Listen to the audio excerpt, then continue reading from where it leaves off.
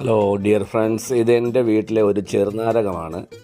ഒരു 3-4 വർഷങ്ങൾക്ക് മുൻപ് ഞാൻ ബംബിളി മാസിൽ ഗ്രാഫ്റ്റ് ചെയ്ത ചെറുനാരകമാണ്. ഇപ്പോൾ ബംബിളി മാസ് പോലെ തന്നെ വലിയ മരമായിട്ട് അതിൽ ഒത്തിരി നാരങ്ങ പിടിച്ച് നിൽക്കുന്നുണ്ട്.